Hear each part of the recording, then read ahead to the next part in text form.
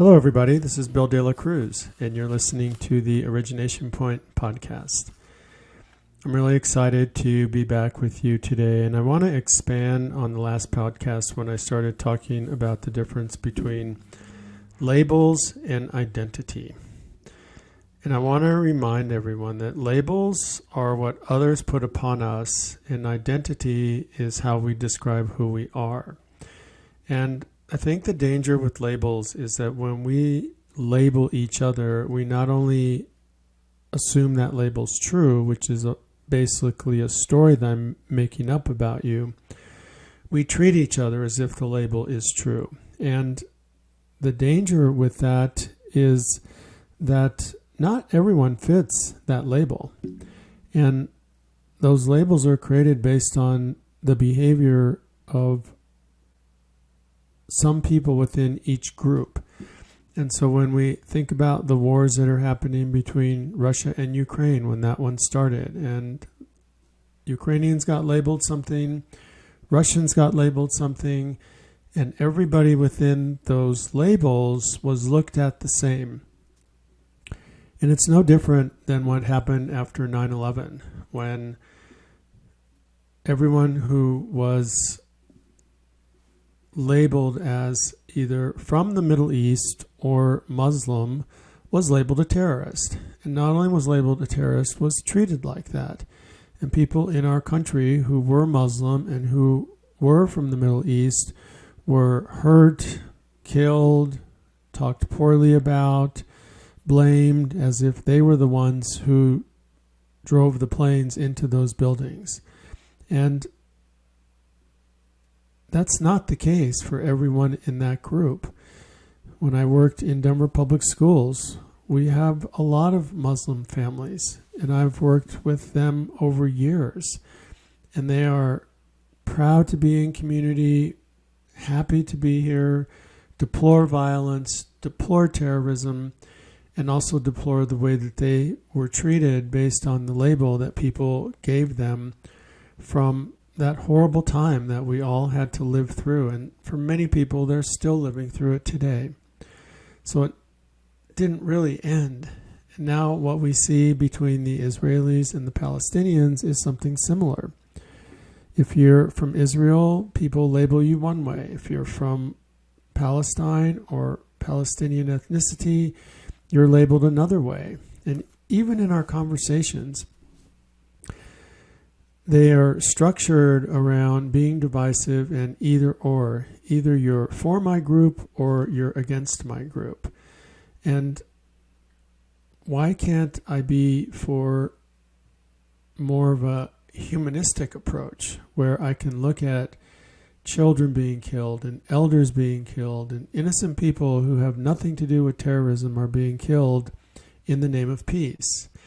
And that in itself doesn't make any sense to me, how we can justify bombing and killing innocent people on both sides and say that's a way to peace. And I think there's a lot of really deep conversations that we need to have as a society, because not everyone fits whatever label that we choose to give each other.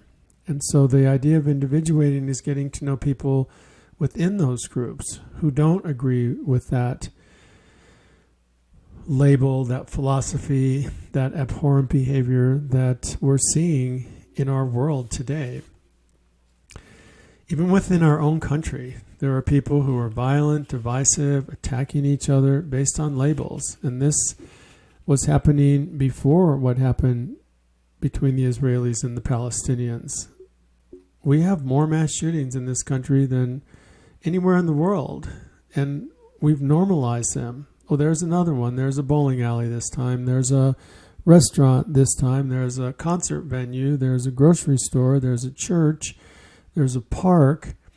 It's almost as if, as American people, we can't go anywhere without the thought that, is there going to be a shooting here? What do I do if something happens? And so we're not innocent of this type of violence, of this type of labeling, and of this type of hurtful, divisive deadly outcomes. And so I think it's time for us as a society to start to look at our evolution. Is this what we call progress? Is this really what we want to see in our society, in our world, in our children? Because it's permeating down to everyone, and no one misses out on this energy of divisiveness. We are all just energetic human beings, and the energy of the earth right now is divided. It's warring. It's rooted in otherness in terms of, I'm just going to get you because you're not like me or because you don't think like me. And that's not a healthy way to live. And we have a choice right now as a society to really start to think about, what's my role in this, and what is it that I want to achieve? When I look at our own country in the United States and I see the political system and how dysfunctional it is right now and the amount of hurt and pain that it's causing people, it just reminds me that this is not something that's happening in some faraway country. It's happening on a lot of levels right here in our own country. People not being able to speak their mind. People not being able to speak to the safety and humanity of all groups without being told that you're against me or there's something wrong with you. Once again, being labeled. And so, why can't I be against the killing of children, families, or elder who identify as Palestinians or Israelis, who identify as Russians or Ukrainians? Killing of innocent people is not okay, ever. All of our mass shootings are killings of innocent people who were just doing what they did in the course of the day.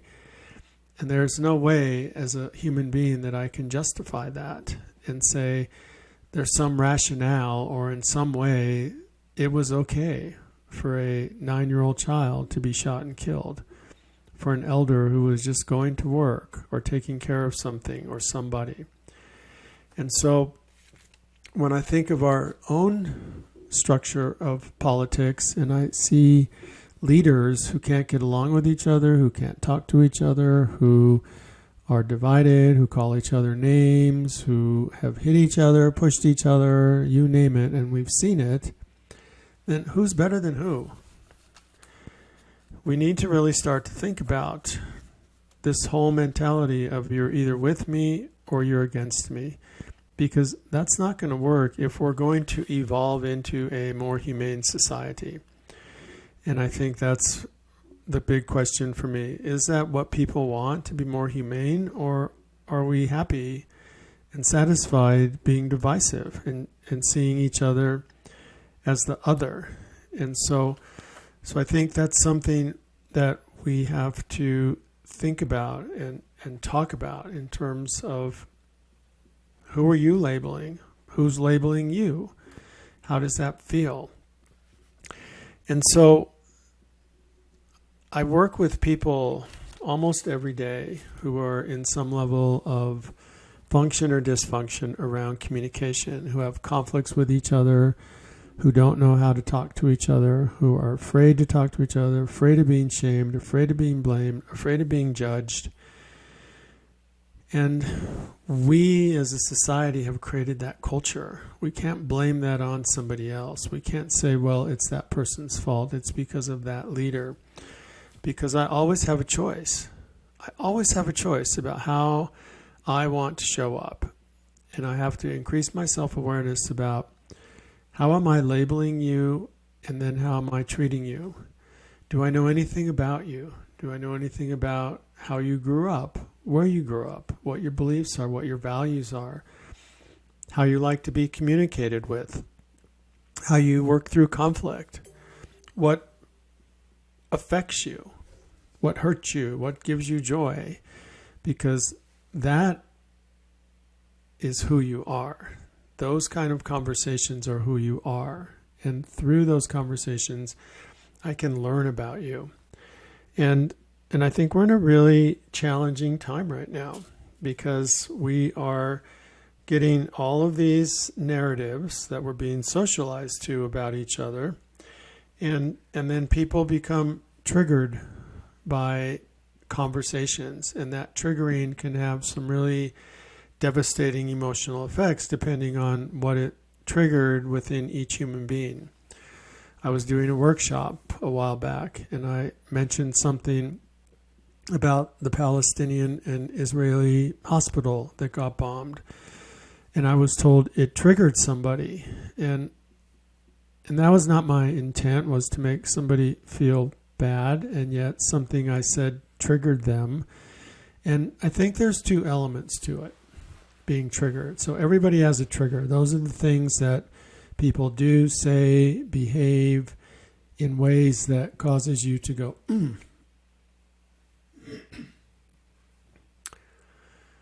to question what just happened here. And typically a trigger is something that is mine, that is just triggered based on someone's behavior. And their intent could not be to hurt me or do any harm or even trigger me, and yet something in what they said struck a chord. And so I say that because if we're having these really honest conversations about what's happening in the world, we're all going to be triggered in some way or another. And so when something I say triggers somebody, that person can approach it in one of two ways. They can never tell me about it, walk away, and I just wonder why they're treating me differently or why we're interacting differently. Or they could say, which is what happened, something that you said triggered me and it caused me to become emotional. Now that was not my intent, and yet I know that's possible, and I would still ask that person, what is it that needs to be healed for that trigger to diminish? And that's a real question, because I think that's what's at the root of our triggers, is some pain, some hurt rooted in our own personal experiences. And everyone is bringing those. And it seems like today it's heightened even more. Every other day I get a call from one of my clients to say, can you come in and do a mediation? Can you come in and do a restorative conversations? I have a couple people who are really struggling with each other, or something happened between a group of people and they refuse to talk to each other. And so I sit with them and I facilitate these conversations. And once they get past the labels and the divisiveness and the misunderstandings, they start to understand the motivation behind it, what triggered them, what caused them to think something about the other person, understanding the labels. And so I've seen people who had these barriers put up that once they broke them down, they were able to see the humanity that each person had. And all of a sudden they realized that they had more connecting points than dividing points. And I think that as a society, we need to really start thinking about how are we more connected than divided? How are you actually my neighbor as a member of my community versus that person that I'm going to label, and I don't like those people, so I'm going to treat you that way. That's not really an identity approached relationship, and it can be very divisive. So I want to finish with this. I worked with a facilitator when I was about 25 years old in Boulder, where I lived at the time. And her name was Lillian Roybal Rose. She was a pretty amazing human being who facilitated a conversation for a group of my colleagues of color. And so we live in a predominantly white community, and there were a lot of challenges that we had that were rooted in our own experiences and got triggered that we needed to heal. And so we went through a process that lasted days and weeks, and in some ways I'm still in 40 years later. And she told me two things. She said, if you remember these two things, you'll be successful not only in growing yourself, also in working with other people if you choose to do this. And those two things were, everybody has a good heart and everyone deserves to be trusted. And I took those to heart. And when I walk into a space, I walk into it with this mindset that you all deserve to be trusted and that you all have a good heart. And that has served me well because it allows me to create a connection with people who are like me, with people who are different from me, with people who have different backgrounds, different values, different beliefs. And if the trust is eroded because of interactions that we have with each other, either by myself or by the other person, we know that it's real. It's not a story that we're making up, and we can either choose to rebuild the trust and to figure out what our roles were in getting where we are, or we can just part ways and just say, I don't feel I want to be in a relationship with you. And that's okay. I think the challenge is that when we walk away and we interact with somebody who's like that person that we walked away from, then we say, oh yeah, there's another one. Well, that's not really another one. That's a new human being that has their own unique identity that we're probably not taking the time to get to know. So, of course, whatever our mindset gives us is what we'll bring into our life, whether it's real or not. It could be completely the opposite of what our mindset is telling us, and we won't be able to see it. And I've had a life experience of doing that, where I had a mindset about a particular person, and when I got to know them, I realized that they were a completely different human being than my label. And so I just want you all to think about your role in creating a more connected planet. And I also want to say that I'm really excited because part of what I have always done is, well, I haven't always done this. For a good part of my life, what I've done is recognize where we are and then created something to counter it. So I want to share with you what I've created to counter this divisiveness. I just finished an app with the help of a lot of people called Connected, and it's spelled CNCTD. And the objective of the Connected app is to create a worldwide community of practitioners of people who want to grow, are tired of being divided, and realize that there's more that connects us than divides us.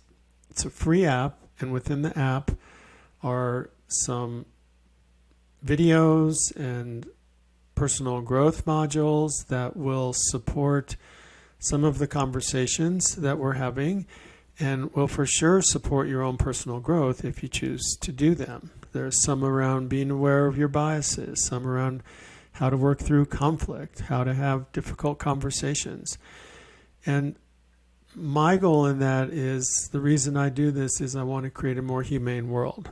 And being connected is the only way that we can do that. We've been divided long enough. It's time to get connected. It's time to stay connected. It's time to see our shared humanity in how we move through this really challenging time that we're all in. And I would love to see you all in the app. Once a month, we do a community call where I will share a topic or question or interview someone and invite folks from all over the world. And it's a small group. It's only going to be about 50 or 60 people. And we will actually have a conversation. People will be able to meet other people. We'll have a dialogue around the topic. Coming up in November, we're going to have a topic about those holiday conversations that you're going to have with some people that you may see only once a year, and you dread going to that event because you know they're going to be there. It's those drop your fork kind of conversations. And so with the Connected app, you're going to be connected to a global community of people, like-minded yet really diverse people who are just tired of the divisiveness and want to create a community that can have conversations, can ask questions, can maybe say the wrong thing without being demeaned, dehumanized, or denigrated for being honest. So remember, identity is who we are. Labels is what somebody else gives us. Everybody has a good heart. Everyone deserves to be trusted. Triggers are an indicator of some healing that you have to do. And everyone has a good heart, and everyone deserves to be trusted. Bill De La Cruz, you're listening to the Origination Point podcast. It's my honor and privilege to be able to share with you. And remember, keep growing.